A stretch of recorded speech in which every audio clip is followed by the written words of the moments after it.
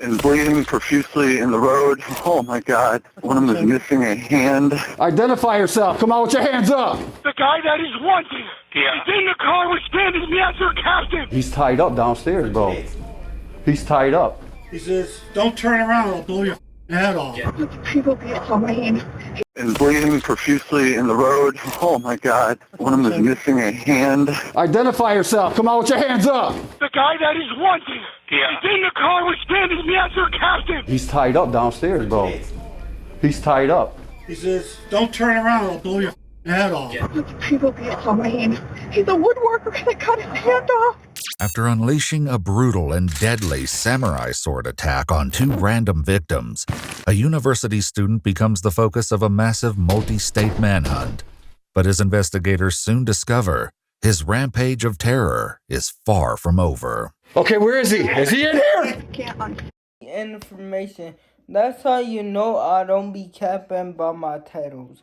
When these videos do be crazy, they be very... I know. The following report is based on official police records, and most of the footage has never been seen before until now.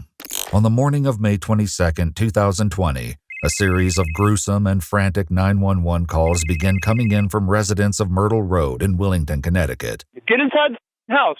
911. There's somebody beating up my neighbor with a bat. A dirt bike just came down. I don't know what happened. I didn't see it, but someone's hit. 2 people are hit really badly. Someone was hit and bleeding profusely in the road. And at the end of the Myrtle Road are 2 very hurt men, and they got attacked by a guy on a motorcycle.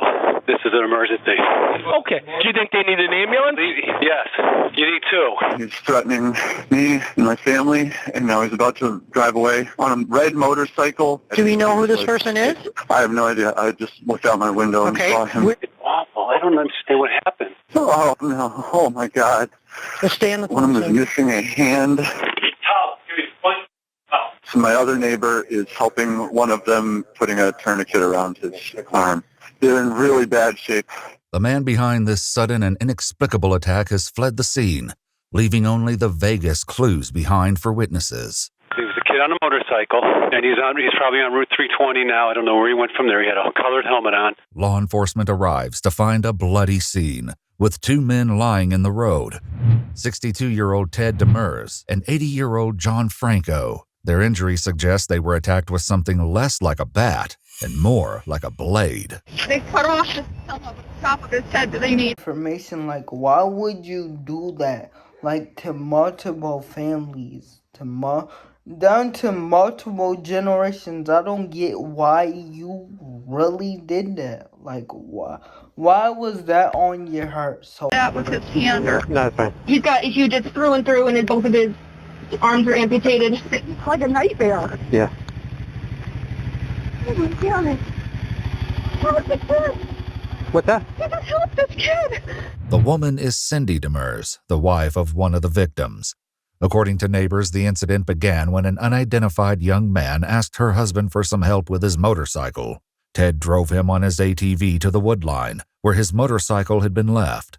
The neighbors were next aware of Ted running back toward his house, screaming and being pursued by the mysterious stranger, who was wielding a long metal weapon. Clearly weaponry. We do not know what at the moment.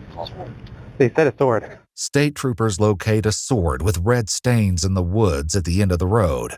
Meanwhile, Cindy remains distraught over this apparently random attack. You're taking good care of him, okay? He doesn't look good. People be fine. I could do that to another person. He's a woodworker that cut his hand off. As Ted and his attacker struggled in the road, 80-year-old neighbor John Franco shouted, "What the hell is going on out here?" The man in the helmet attacked him with the sword as well, leaving his hand partially severed and significant cuts to his head, neck, and shoulder. But there's no question that Ted Demers got the worst of it. Our first grandbaby, Ted's gonna be okay.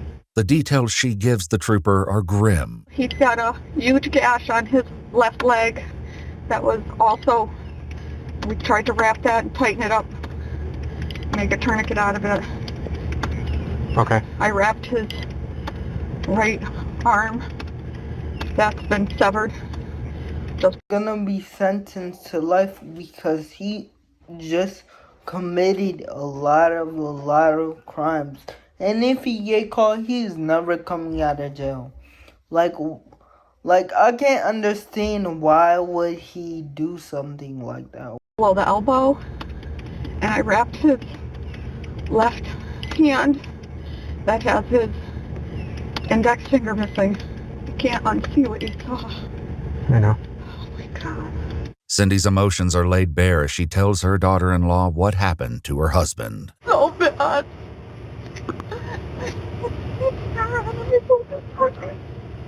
He's gonna be okay.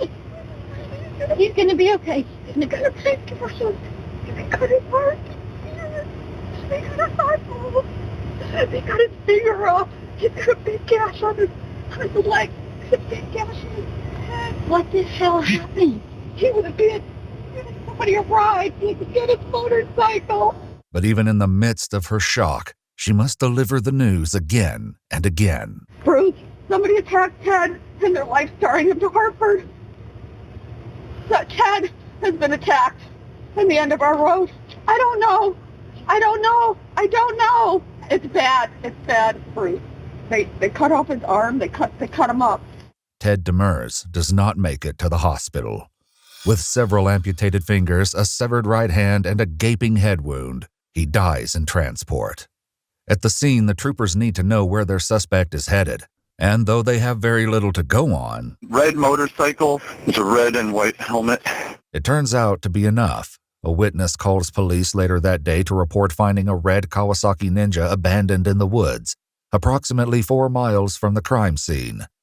They run the registration back to a 23-year-old University of Connecticut student by the name of Peter Manfredonia. He helped this kid to go get his motorcycle. Police.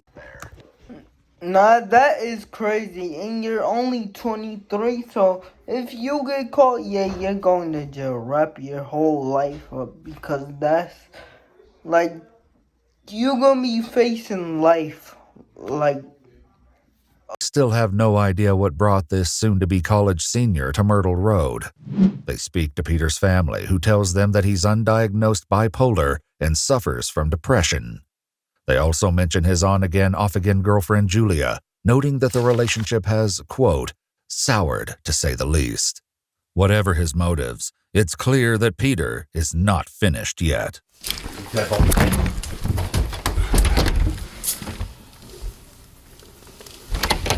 Look at that thing. Maybe we could break this knob and we'll just go in. Can you reach in? Reddit.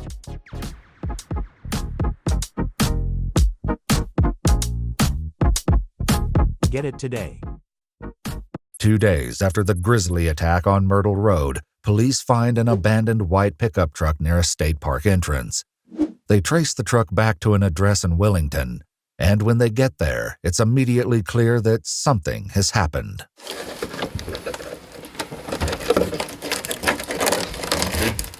Good.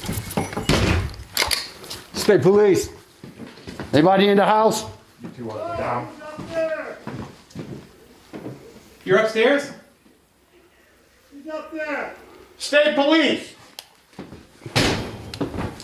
Downstairs. Identify yourself. Come on with your hands up. Come on with your hands up. Put your hands up. Hands up. Who's in here? Who's in? Anybody else in here? Yeah, the guy you're looking for. That son of a... He made a goddamn entrance in there. I've been here for 2 days. Okay, where is he? He took my pickup. He stripped the f***ing house. He's gone. Is he in here? The guy's a wacko. Is he in here? He's not in here. Turn. Where's the light? Where's the light? Right to your left, officer. Right here? No, right in the corner. All the lights are in. He's not in here? He's not in. Where'd he go? I'm pretty sure. Clear this area. Down in the basement is 73-year-old Donald Hipsky, who says he's been held captive in his own house by the very man Connecticut police are after, Peter Manfredonia. He's got the white pickup. That son of a... He's not in here. Got it. If you're in here, put your hands up if you're in here. Put your hands up. Roger. If you're in here, come out. I don't know where he's going, but he's dangerous. Donald's warning will prove to be only too true. House is clear. We got some scary shit right there, bro. So that he was here until this morning? Yeah, he's tied up downstairs, bro. He's tied up. I thought he was in the basement, the guy we're looking for. With him. I'm thinking, because I made a button turn, I'm thinking he was like right there, dude. But he's not, he left. He put the gun to the back of my head when I was sleeping. He says, don't turn around, I'll blow your head off. I said, oh boy, what a way to wake up in the morning. What time was that? It was maybe quarter after. We understand you're messing up your whole life doing this. You know, like, you don't care about messing up your whole life while you're making all these felony charges. There's 5. And that was today? No, that was Saturday morning. Where did you get the handgun from in your... Has he had it? No, I had it. I sleep with it, especially with this joker running around. Yep. But I had it on the other bed. Oh. Donald says that his attacker duct taped him to a chair and initially identified himself as Rick.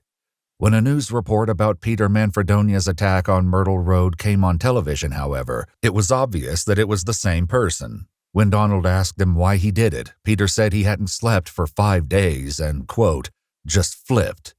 Peter held Donald captive for about 24 hours before fleeing with his truck and more than $1,000 in cash this morning. I heard you banging on the door. I was shouting. We couldn't hear you. No, I am so happy to see you guys. Well, we're glad. Yeah, we're happy to see you. Yeah, we're actually ecstatic to see you standing upright. So he seemed like a fairly decent guy, but he goes off the handle. You can't trust him. You Right. did capture him. He's under. No, he's still on the run. no, he's still on the run. Really? Yeah.